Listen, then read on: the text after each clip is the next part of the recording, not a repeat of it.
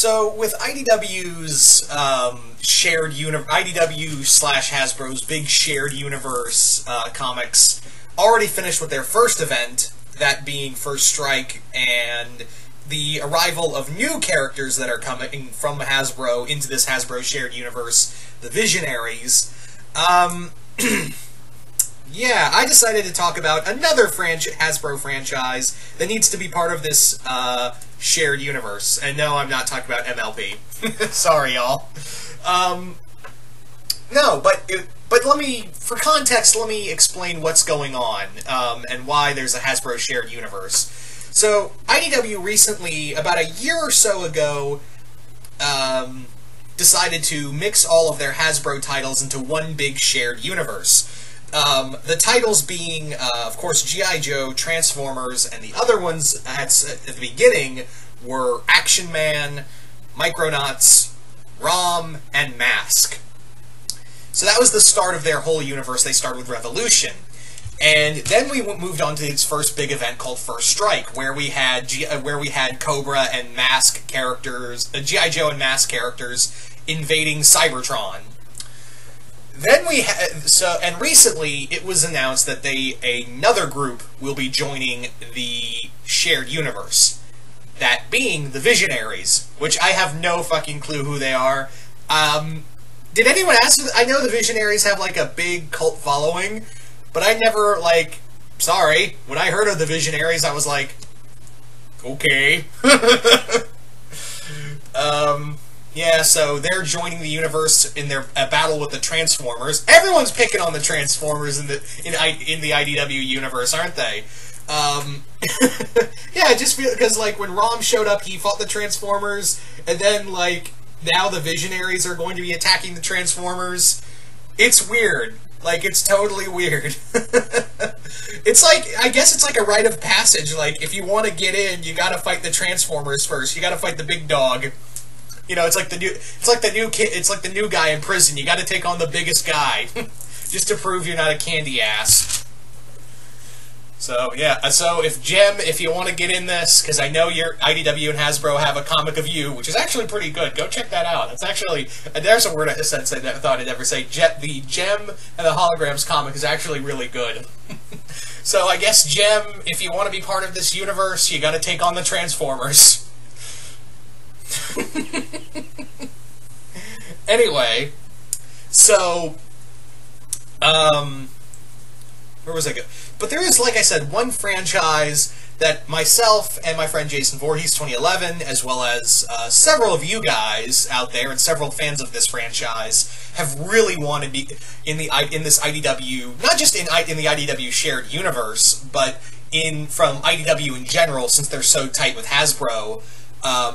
There's one title that everyone's really wanted in this universe, and with the side of Visionaries in here, maybe this gives hope for this comic to join the line, and that is the Inhumanoids. Now, if you don't know what the Inhumanoids are, let me explain. The Inhumanoids is a Hasbro line that was in the 80s, and it was more geared towards boys. Go figure. And the Inhumanoids is about this show where this group called the Earth Defense Corps would battle these three giant monsters called Metlar, Decompose, and Tendril, as well as a bunch of other monsters. There are some clips on YouTube that you can find, and you'll wonder to yourself, how did this get, to be... This was a children's cartoon? Oh my god! Because there are some elements in this show that I was like, this is cool and all, but this obviously gave kids nightmares. But anyway, so, like I was saying, the Inhumanoids is a title that, not only is a cult following, but it's also there's so much potential for it to join this universe. This IDW shared universe that's been going on. Like I said, if the Visionaries can get in, the Inhumanoids can get in. I'm just saying. So, anyway, I'm going to pitch to you guys a loose idea I kind of had of how you could bring in the Inhumanoids into the IDW universe, and how you could write them in with all the stuff that's going on in this big Hasbro universe, and what you could do with it, and how it could interact with all of that. So, A lot of this stuff has been focused on the Transformers as of late. A lot of it's been focused on the Transformers, but you could have it that maybe Cobra or, you know, I forget the villains in Mask are named, but you could have them, going into, you know, they're having, like, these mining operations, like they're trying to mine Ore 13, which is which can be converted into Energon, and, you know, maybe mine it to make new weapons, like they're trying to dig it out.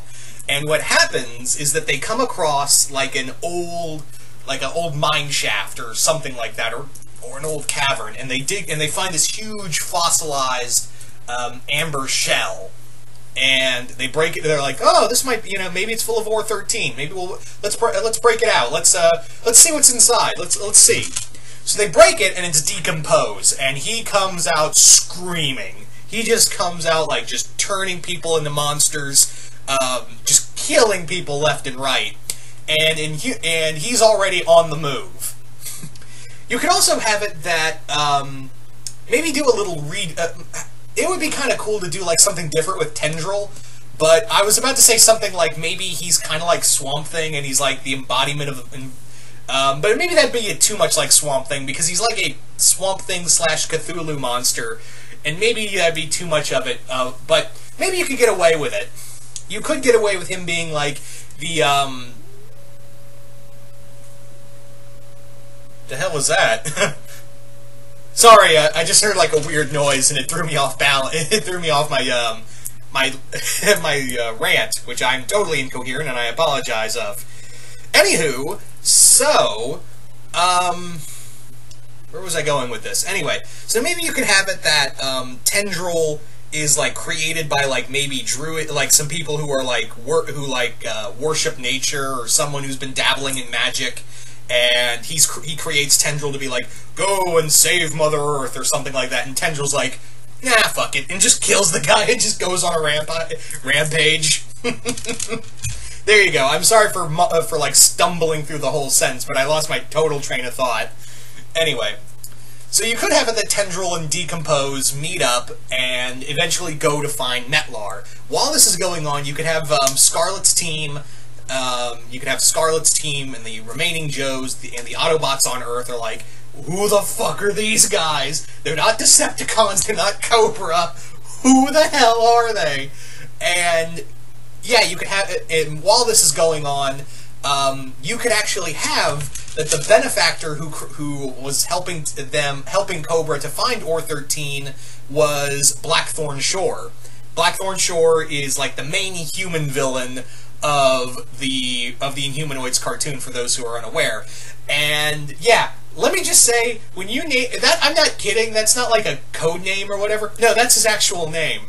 So when you name your child Blackthorn, you've already just you've just signed him up for a world of villainy. I'm just saying. So you could have it that Blackthorn Shore, or you could just call him, I don't know, like, everyone would be like, really? Your name's Blackthorn? Okay. Like, maybe that, I don't know, maybe that could be like, you could give him like a different name and maybe have his company Blackthorn Industries. I don't know. Anyway, I'm just saying, like, that was that's like way on the nose, guys. Anywho. So you could have it that Blackthorn was the one who was who was helping to fund Cobra's mining, because he knows maybe he can dig up an Inhumanoid that he's been have it that he's been, studying the Inhumanoids for centuries, and they're monsters that have been around for a long time, even before Cybertron, the Cybertronians arrived on Earth centuries ago, or first visited Earth, or alien life forms. They were the first creatures that ever came, that were like that terrorized Earth and ruled it. You could have it like that, and while this is going on, Tendril and Decompose are like trying to find Metlar. They find him, they break him out. While this is going on, for the Earth Defense Corps, You could have it that Scarlet's putting together a new team, something that's not like the Joes, because she's clearly aware that the Joes are not, could not be capable of taking on these guys. They've taken, you know, she's seen what Cybertronians can do, but she hasn't seen what the Inhumanoids can do, and it just becomes a total nightmare. So she manages to organize a new team of people who have incredible experience in this kind of, you know, in deep underground mining, and maybe you could have Herc Armstrong was like a he was trying to be a Joe, but he didn't make quite the cut. So Scarlet's like, hey Herc, hey Armstrong, listen, there's a problem underground, and I need you to, you know, go down there and stop it. Because what I've kind of noticed throughout this IDW shared universe is that Scarlet's kind of becoming the Nick Fury of this universe. So maybe having that, yeah, Scarlet puts together this team, and they all go down there to whip some ass. I don't know where you could put the other characters like Augur and the others, but yeah, that would be a tough one. Maybe you could even add that the suits are kind of made from Cybertronian technology. That actually, because like their armors were like so bizarrely designed. So maybe you could like add that little element of, oh yeah, this was our friends the Autobots helped us with these new suits that you can use. That would be fine. Anyway. So that's kind of the loose idea, really. And I know it's not much, but hey, it wouldn't be that hard to put them in here. Also, the other thing is that, you know, kaijus are kind of making a comeback, you know, with Godzilla and Pacific Rim and Kong. You know, there's so much kaiju stuff going on. I'm just saying, IDW, you have a kaiju-esque property in your, you know, you and Hasbro have a kaiju-esque property sitting in the back burner. I'm just saying, you should get on that. Anyway, so you guys tell me in the comments below, what do you guys think of the Inhumanoids in the IDW universe? Would you guys like that? Would you guys hate it? Just comment below, let me know, and once again, hope y'all enjoyed this, and I'm out.